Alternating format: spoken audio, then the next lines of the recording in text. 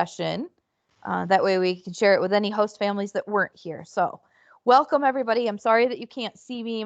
I'm having camera difficulties with my my computer, but I'm here with you in spirit as well. Dana Hunter, breeding program manager. And with me today, we have Stacey Booms and Sam McCormick. And Stacey's going to be giving the presentation, and I will let her take over now. All right, welcome to nails, trims, and cleaning air. So we're going to jump right into it with nail trims. Everybody's favorite topic. We're all a little nervous to do them, so hopefully after that you'll have a little more confidence and some information of how to do it and how to tackle those black nails and what we're looking for. So feel free to ask questions. If you run into any help, please, of course, let us know. So why do we want to trim nails? So aside from just being unsightly, or you can hear that click on the floor as your dogs walk across the hard floor, there's a couple of other reasons why we want to keep their toenails trimmed. So long toenails change the way their dog, or your dog, places his feet, causing structural damage to the toes. And if you look at the picture on the right, on top, you can see those toes are kind of spread out to accommodate, to make room for the toe. So it's pushing the actual all of the bones of the toe upwards. And if you look on the bottom picture, you can see those nails are trimmed and the dog's foot is placed completely differently. Also, when you have really long toenails, you run the risk of the toenail actually breaking. And a lot of times they don't just, break nicely at the end for you. They'll break up near the base, which is very painful to the dog. It can cause bleeding. If it's not treated, it can cause infection. And usually they need to be just cut right off right in front of the toe, which is very painful. The dog usually has to be sedated for it and then bandaged because it bleeds like crazy. So here are a couple of different tools that you can use to trim nails. So we're going to go through each and give you a little bit of information. So the most common are these Plier-type nail trimmers. It's what we use here at Leader Dog. It's what most people have. They're easy to use, they're inexpensive, and you can come at the toenails for from a bunch of different angles. The cons to these nail trimmers is they really need to be sharp. So although they're inexpensive, they wear out pretty quickly and you're going to want to replace them often. You also don't really have a good gauge of how much you're trimming, so you could take a huge chunk of a dog's nail off if you're not really paying attention. And again, if they're not sharp, they're going to squeeze the dog's toenail, which they really hate, and you may be setting them up for really not liking their nails trimmed because that pressure is too much on their nails. This type is called Rescoes, and the nice thing about Rescoes is they don't squeeze the toenail. It's a guillotine type trimmer, so you can see that blade comes up and just slices right through the toenail. It's nice because if you have a nice sharp blade, you can just slice off little tiny pieces of the toenail, so you can really get some nice precision to it because the blade is a lot thinner than the other type that I just showed you. The other nice thing about these toenail trimmers is that instead of having to replace the whole apparatus, you can just buy replacement blades, and those are pretty inexpensive and easy to replace. The cons is if you have a dog who is not cooperative about holding their foot still, you can see you kind of have to place the toenail through the circle of the mechanism there, so it can be hard to get a nice slice through it if your dog is jumping around. And you can't really do it from the side, where the other plier action you can come in from any angle. These you really kind of have to do it up and down. The blades do dull pretty quickly, and just like any of the other nail trimmers, you can cut off too big of a piece of nail and cause bleeding. The Dremmel tool is nice, especially for dogs who do not like the pressure of the blade or don't like the slice of their nails. We're going to see a video with my dog. If I get out regular toenail trimmers, he just runs, but the Dremmel, I can do it without even anybody holding him. So it's a really nice alternative for dogs who really hate nail trims. they're pretty easy to use once you get the dog acclimated. The other nice thing about Dremmels is you can really file it down to a nice smooth finish. Sometimes when you first have a nail trim done with nails that are cut, those nails are pretty sharp until they grind down a little bit. The cost for a cordless Dremel tool is about $25, but you don't have any blades to replace. The one I have is probably 7 or 8 years old and it's still going fine. The downside to Dremels, many dogs don't like the vibration. You do have to take a little time to acclimate your dog to it because it's a totally different experience having this vibration. And I forgot to write in the con column is that it can get hot, so you can't spend too much time on any one nail or you'll really heat the nail up. The other downside, is I've done a million times, is if your dog has long hair on its feet, you can get the whole spinner wound up in the hair, which is, kind of scary for everybody, and the dog really doesn't appreciate it, and you have to turn it off and unravel all the hair from it. Scratchboard, we're not going to spend too much time on. You'll see at the bottom there's a YouTube link, so when Dana shares this presentation, you guys can look at that at your leisure. It's too hard to share it in this presentation and have it go smoothly. But the pros to it is it's easy to make. You can use a board, coarse sandpaper, glue. Some people will use a cutting board, some of the non-skid stickers that go on stairs, things like that. It's nice for dogs who don't want their feet touched at all.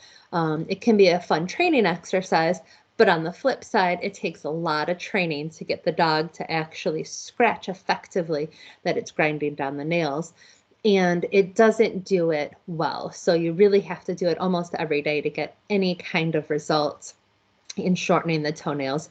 And it's really not all that easy to do it for the hind feet. So we're going to switch over to a video. Dana is trimming her puppy, who she's raising, his nails. He does a really nice job. He's very comfortable with his toenail trim, as you'll see in just a second here.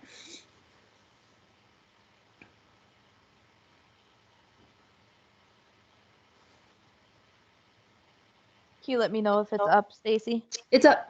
All right, great. It's not playing yet, but it's up.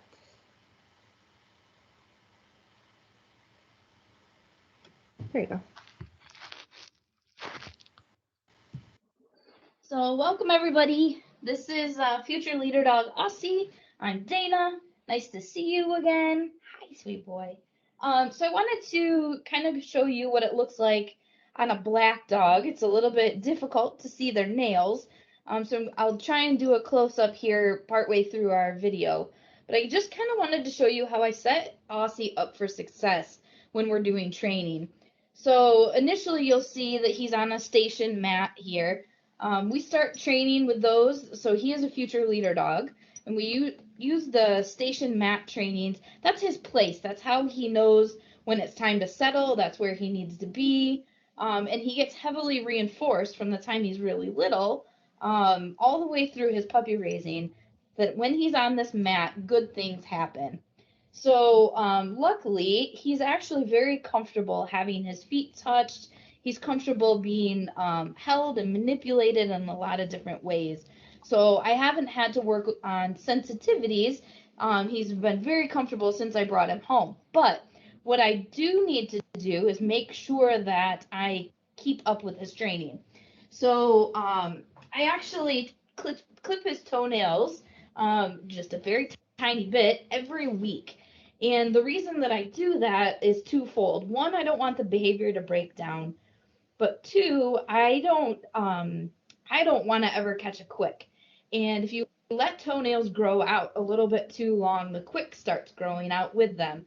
So it's much more likely that when you're trimming just a very little bit at the ends of the nails, you're more likely to hit a quick if you haven't been keeping up with their grooming.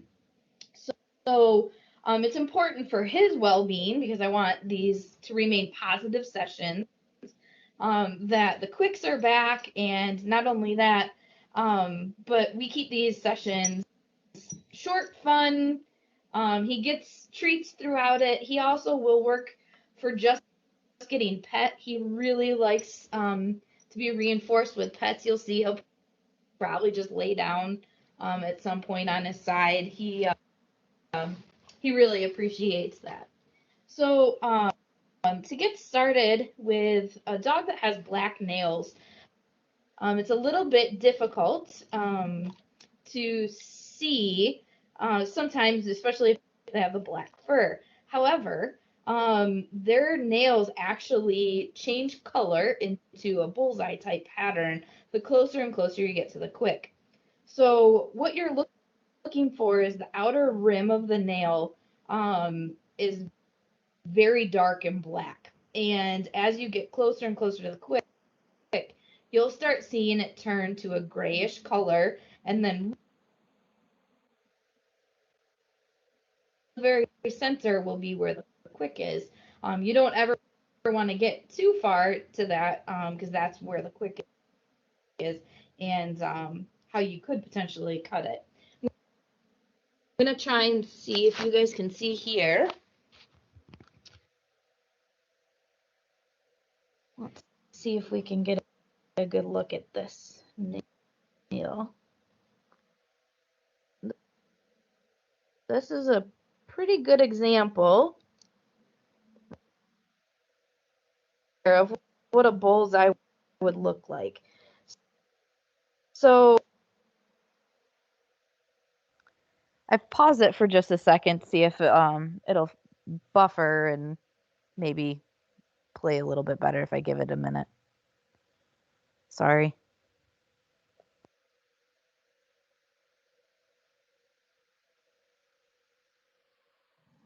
So because I trim his nails every week, he really does not need a nail trim. So this would be a toe right here, this one that my thumb is on, would be a toe that I really wouldn't want to clip too much more. You can see that we're close to what looks like a bullseye there.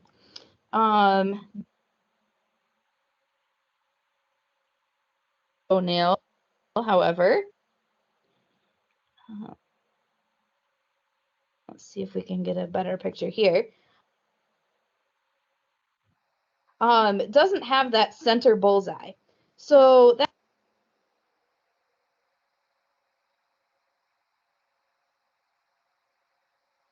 would be a toe that I really wouldn't want to clip too much more.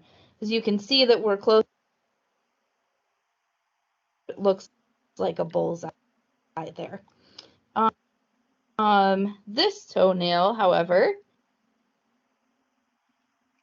let's see if we can get a better picture here.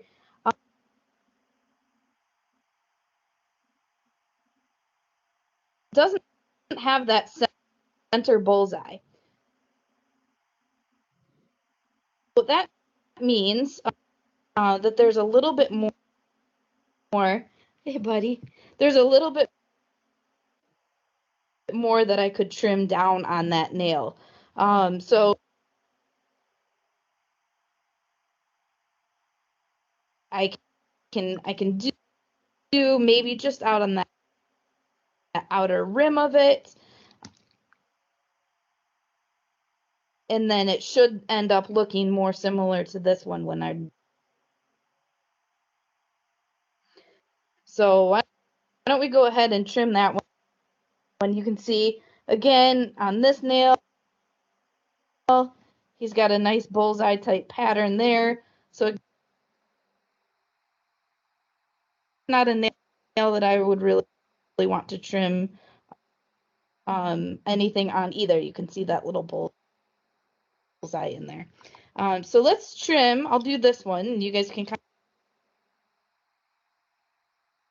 of how I do nail trimming training with him.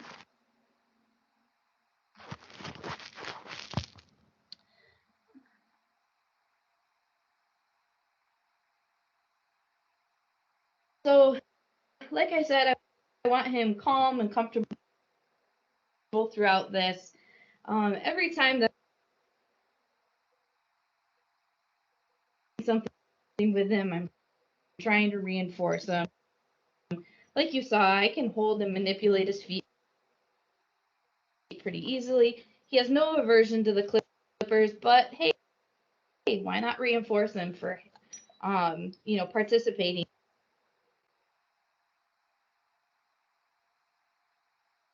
and touching them. So what I'm going to do is right on the outer edge, just put just the very tip of that nail through my clippers, and I do just a very little bit at a time. Yes, good job. I give him the word yes, tell him he's done a good job, and we're done. I just do very, very little bits, because if you do too much, that's when you can get into trouble with getting the quick. But if we take a look now at that nail, let's see, get a close-up of it. You can see now that there's a little bit of that bullseye in it. Hang on, buddy. That there wasn't before. So we're looking at this nail here. It did not have that tiny little bullseye in it like it did just before I clipped it. So now that you can see that little bullseye, we're done trimming. To look at these from the top, the nails, when they're trimmed really well, the long two middle ones should almost disappear at the end of the fur. Just a little bit out of it would be fine as well.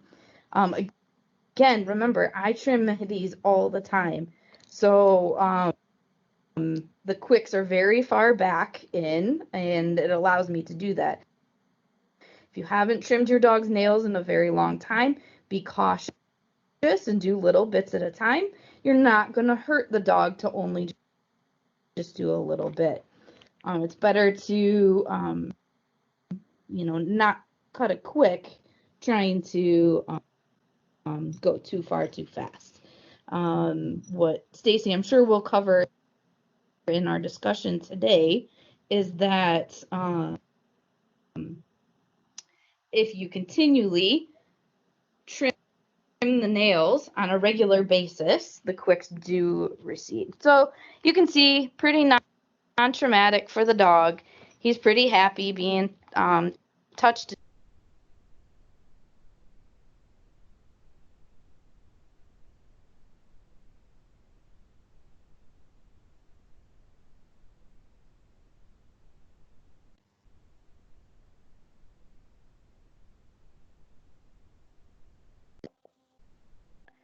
Sorry guys for that. I'm trying to queue up the next video. We'll see if it works out better, hopefully, than that one did.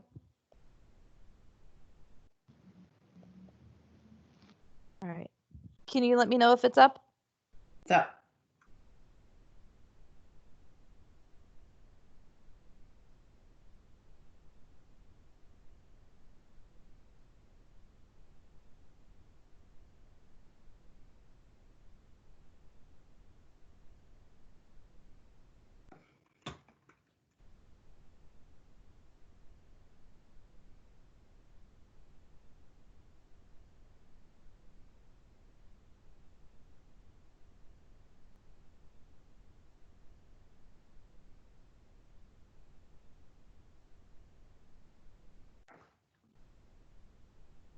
I'll take the quick opportunity to point out how Dana is able to come at those toenails from any angle in those Plier-type nail trimmers. And if you see, if it comes back again, there is a little guard that you can turn up, and it allows you to shave just a little bit off. I don't use it because I find it hard to see how much nail is being cut.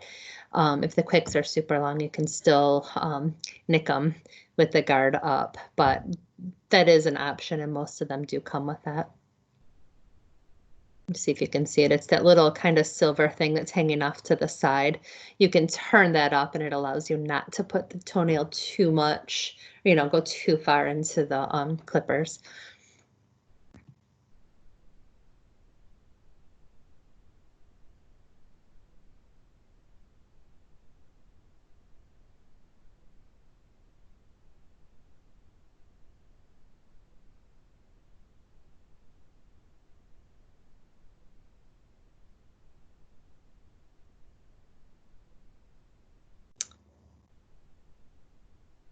All right, can everybody see that?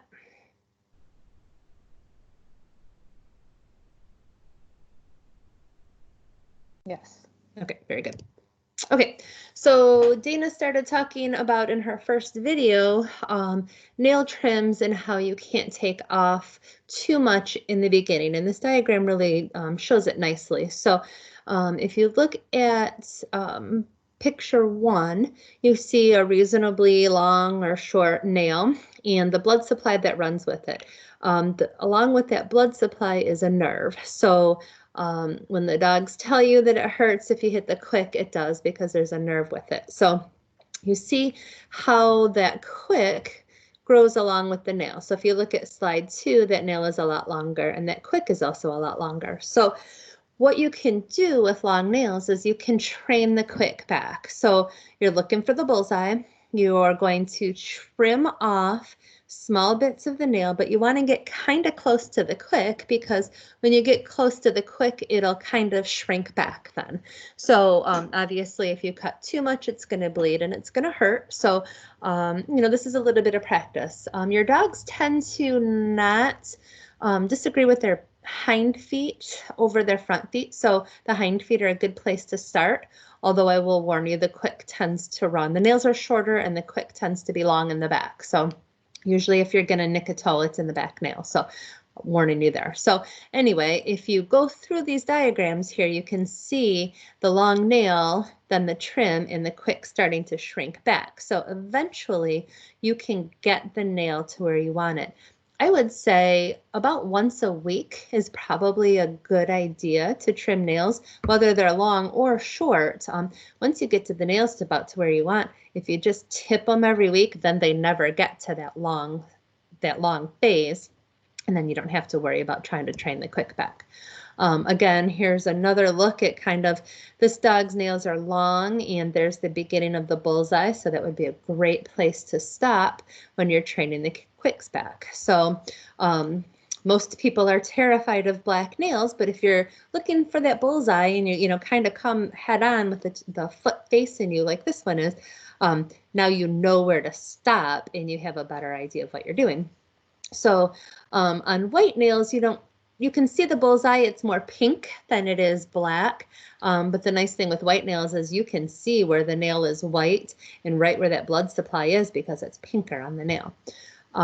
So again, you're just going to snip off small pieces till you find that target. Longer nails have longer quicks, so trim weekly, looking for that bullseye, and then in each time you'll see that then you'll be able to trim the nails shorter. Okay. So here is the next video. So my dog Barry cannot stand regular nail trimmers. I tried the Plier-type, I tried the Rescue type. He absolutely hates it. What I learned is he doesn't care about the Dremmel one bit. So that's what I do, and that's what this video will show you.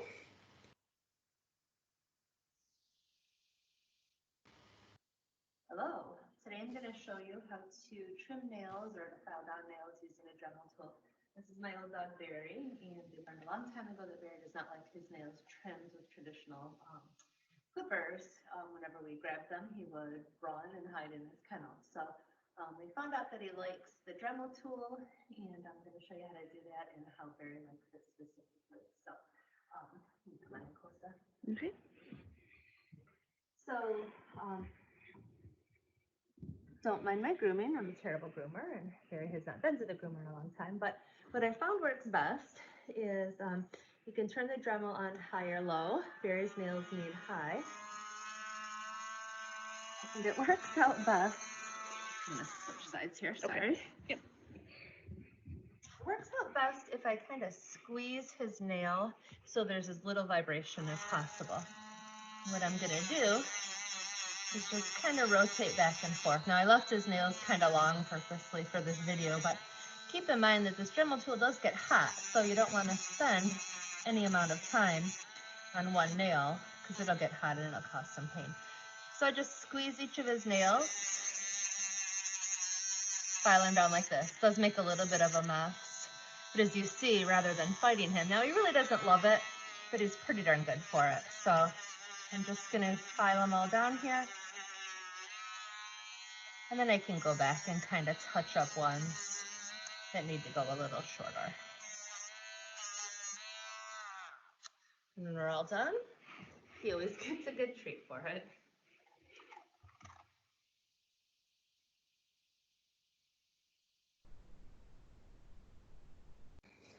My good boy. And then here's another video.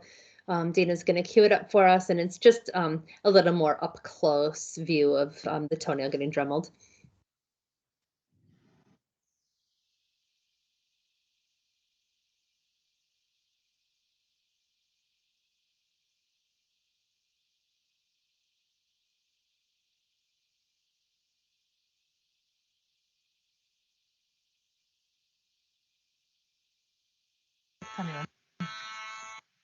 And then here's just a little closer view.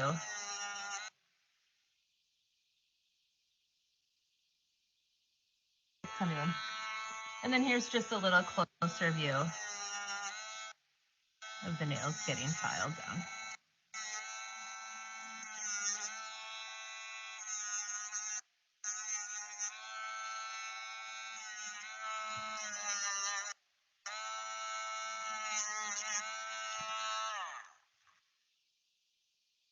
So Barry's nails are obnoxiously long, which I kind of left so you would see them on the view, but that's a good way to do it if, you know, if your dog doesn't like the regular clippers.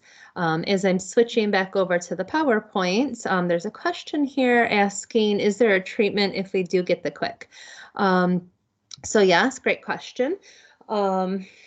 The best thing that you can do, you can get a styptic pencil, or you can buy something called Quick Stop, which is a dog product.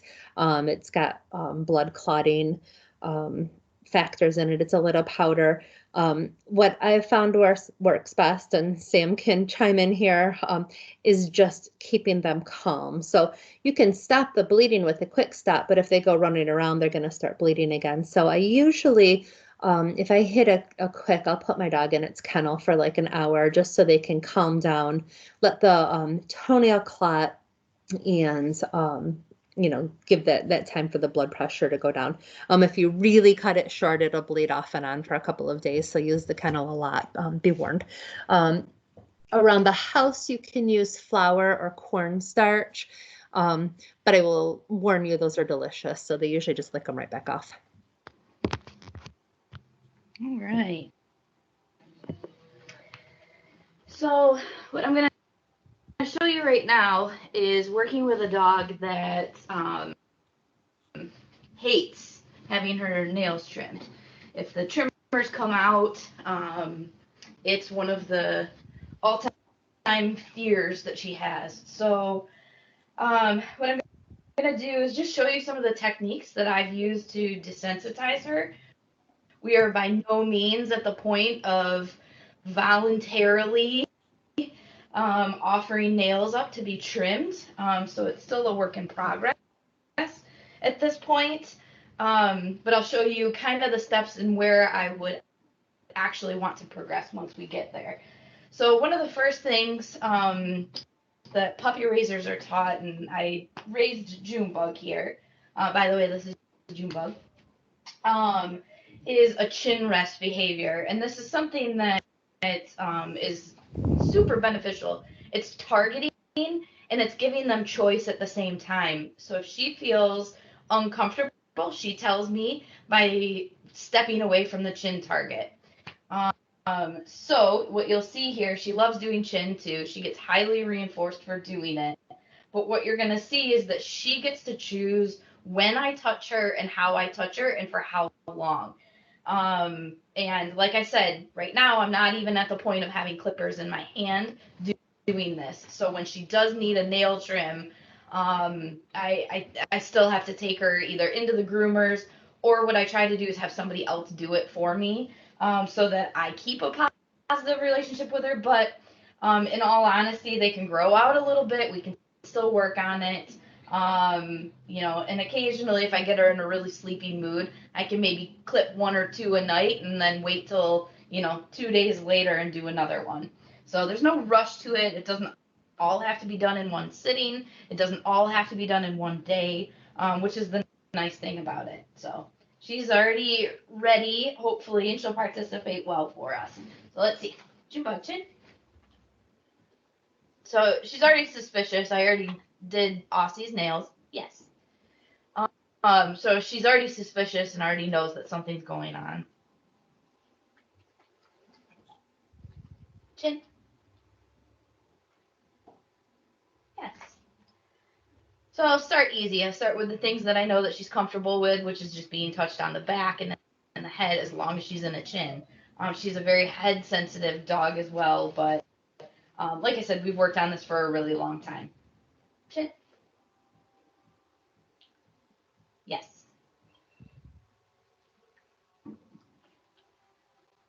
Chin. Yes.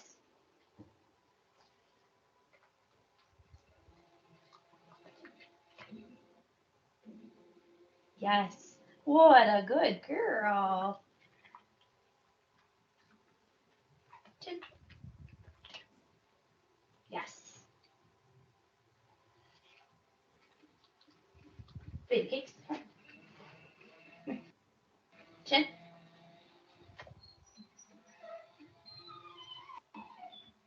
Yes.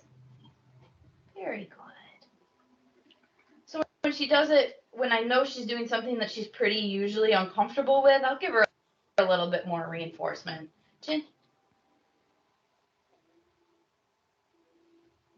But you see, she stayed.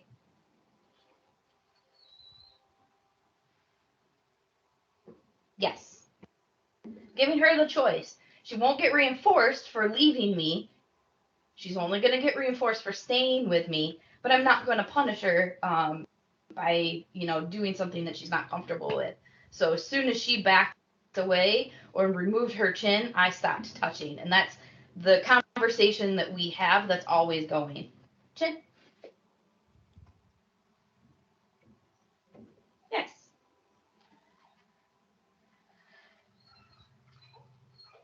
Chin. Yes.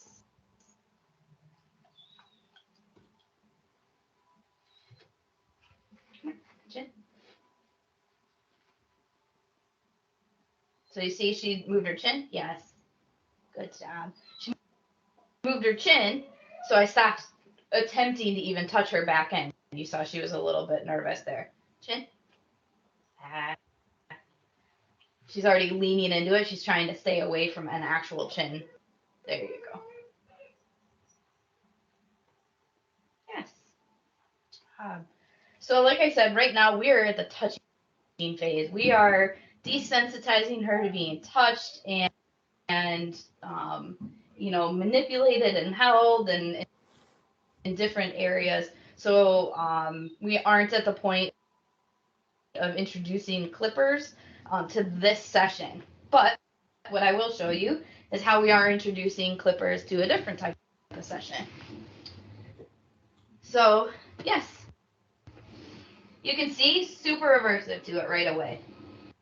Down. Yes. But what we're working on is the clippers just being near while still, behaving and getting attention. Sorry about all the construction in the background too. If you can hear it, I'm sure you can. Good job. Yes. So I can move the clippers. I can do different things with them. I can make noises. No big deal. Aussie's jealous in the background. Chin. Yes. Still make her do some behavior. Still make her feel engaged with what's going on. But you can see she's keyed into what these are. Yes. Maybe even shown to her. Let her touch them. Yes. Positive association with the clippers. She's just a very, very sensitive dog, and we've had to work very hard to build a trust, and that's the most important thing, is that the trust doesn't break down as we go forward. Yes, good papa. Chin.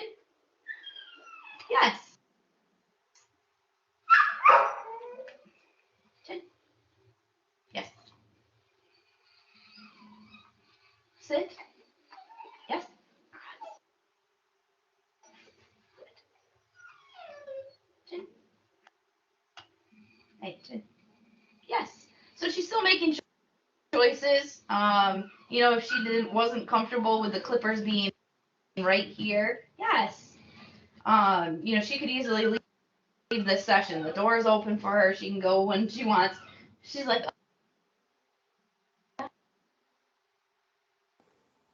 Okay, I'm gonna end it on that one. All right, but that was a great example. So, you know, I think the main point here is you're going to have dogs of all different skill levels depending on, did they come from a breeder? Did they come from a raiser who really worked with them on toenails like Dana has done with Aussie? Or maybe they had a raiser who didn't. So all of your dogs will have different skill levels, and you're going to want to work with the dog at the dog's pace. I will say that when not in quarantine or, you know, say in the midst of a pandemic, if you want to take your dog to the groomer, that is allowed. Groomers have a special Jedi power that they can get nails trimmed, usually without much argument from the dog. So keep that in your back pocket for when your girls are not pregnant or with puppies. So are there any questions that we haven't answered for you about nail trims? If you want to put it in the chat right now. I can't see the chat, but Sam and Dana can look at it and help answer it. Moving on, we will go on to cleaning ears. Again, there'll be time at the end of this to answer questions as well. So when do you want to clean your dog's ears? So you should at least look at your dog's ears regularly. If you notice them shaking their head or scratching an ear, you know, most of us hear it overnight when we're trying to sleep. We're busy during the day and don't notice, but boy, we can sure hear a head shaking or scratching when we're trying to sleep. But you should be looking inside your dog's ears at least weekly, just to make sure that there's nothing brewing. If you see any dirt or debris, you should use a leader dog approved ear cleaner. For girls who are pregnant, the brands that are on the screen right now are all perfectly acceptable for pregnant dogs. But they're all really good ear cleaners anyway. Epiotic on the left is my absolute favorite, even for my own dog. But you're looking for an ear cleaner that has a drying agent so that it dries out any moisture that's in there. One thing to note, you will always want to clean your dog's ears after a bath. If you get water inside their ears, most of us have dogs whose ear flaps are down. The water will just stay in the ears and it'll become a hot, moist environment that's perfect for yeast and bacteria to grow. So if you clean your dog's ears and you get a very dark debris, your dog's ears are red and painful, sometimes you'll clean it and, you know, there'll be blood on the cotton ball. You should always call the vet team to have an appointment. So let's talk about the structure of the canine ear, because a lot of our problems come from not realizing that we're not going to hit the dog's eardrum. Most of us are very afraid to do any damage and really get deep into the ear. So right now I want you to look at the diagram on the left. You can see that the ear canal in the dog takes a 90-degree turn, or it's L-shaped. So you see the pinna is the ear. So if you take your flop-eared dog and put the ear straight up, that is what it looks like. So the pinna is the ear flap, and then it goes all the way down to the canal, makes a right angle, and then goes in toward the eardrum. And the eardrum is this blue thing right in here. So it's almost impossible for you to be able to reach the eardrum from starting out here. So looking at the diagram on the right, it's a little more crude, but I think it gives you a good idea. So again, here is the ear flap. And then most of the dogs have kind of a little nub, as they call it here, that sticks out, and you're kind of trying to get past that nub. So when you clean ears, you're really looking at cleaning this area here. Of course, you have to clean all the little folds and things like that in the ear flap, but this is where the infection is going to sit. When it's a severe infection, then it's going to come up and out, and you can see it up here. So you want to make sure that all of your ear cleaner gets all the way down this deep, and especially if you are treating an ear infection, you want to make sure you put the point of that ear medication right down in here past this nub so the ear medication can sit here. So how do we clean the ears? You're going to take your ear cleaner, and I like to just squeeze it in until the cleaner comes back out. That way I know that whole ear canal is full and it got all the way down to the bottom of that L. It's going to make a mess, so doing this in the kitchen or outside is a great idea. Once you get the ear cleaner in, you're going to massage the base of the ear. If your dog has an ear infection, it may really lean into your hand. It may give a little groan. If it's really uncomfortable, they may whine. So make sure you're massaging gently. This is also good information to have if you call the vets. Hey, I went to clean her ear, and when I massaged it, she cried. This is a painful ear, and it should be seen. So then you're going to take a few cotton balls. I usually moisten it with a little more cleaner so it just doesn't absorb all the cleaner that's in there. And you're going to clean down to the bottom of the ear, getting past that nub. So you want to get to the bottom of the L. In your big dogs, you should be able to put most of your finger down into the ear canal, at least, past your first knuckle.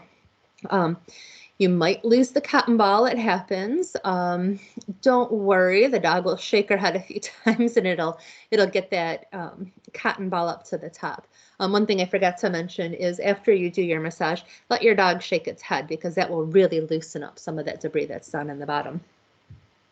So now you're just going to get in there and you're going to scrub around all the little folds all the way down to the L, scrub up the ear flaps until your cotton balls come back clean. If you're treating for an ear infection, do your cleaner. Make sure your cleaner is dry, so you might wait a couple of hours and then get that ear medication right down into the ear and massage it well. So I'm just going to come back to this diagram. So we talked about filling the ear canal with the cleaner and the ear infection, cleaning the outer flap, getting all these little folds in here. A word about using regular Q-tips, those can bend. So those do pose a little bit of a threat of getting closer to the eardrum because you really could get it to the bottom and it could bend the right way and go in there. So I would not use regular Q-tips in an ear. So we go back to our Starberry, and his ears are pretty dirty and gross. He loves to go out and just roll in the dirt and the grass and get his ears all dirty. He's, of course, a great dog, so he's pretty good and easygoing. But, if your dog's really hate having their ears cleaned, a lot of people say, boy, as soon as I grab that bottle of ear cleaner, as soon as I grab that bottle of ear medication, my dog runs. So make sure you associated it with something good. You can smear some peanut butter on the refrigerator and let them lick the peanut butter while you're getting the ear medication or getting the ear cleaner and something like that. So try to make each ear cleaning or ear medicating a happy, positive experience. And if you check your dog's ears and they're clear, awesome. You don't have to clean them. I would just give your dog a treat for being cooperative about you poking around in her ear and then check her back next week. So Dana, if you'll run Barry's video. I apologize. I only had a little tiny bit of cleaner left, so you'll see that fail in the video. Enjoy.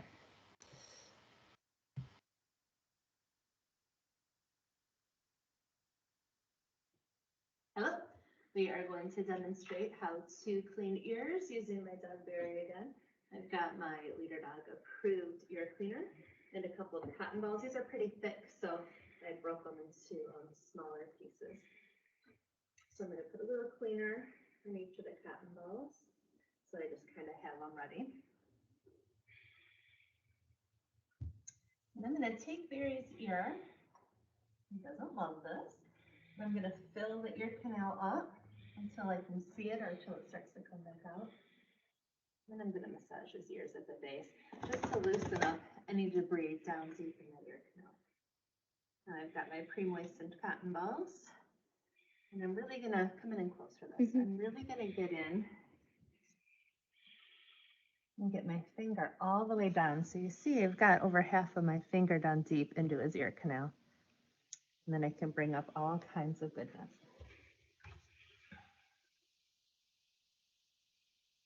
And you're just going to do this gently and try to go in between and get all the folds. And you'll do this for as long as you can, as long as your dog will stand it. Barry has some pretty hairy ears here. until your cotton balls come out pretty clean. Do one more good swipe in here. And you can see he loves to roll in the dirt, so his ear flaps get all dirty. These are called his pinna. And so there's all kinds of little folds in here that you kind of got to get in between and under and around so that you can get all of this dirt that's in there. And then don't forget to get really down deep like we talked about in the presentation.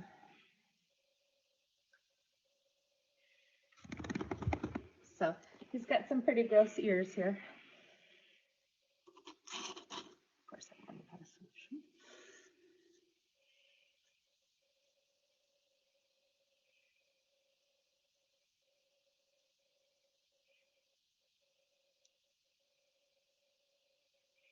And there we go. Still a little debris on it, but I've run out of solution here. So hopefully that doesn't happen to you guys. Give him a good little treat for being a good boy. Thank you. And there we have it. So we will entertain any questions you have now.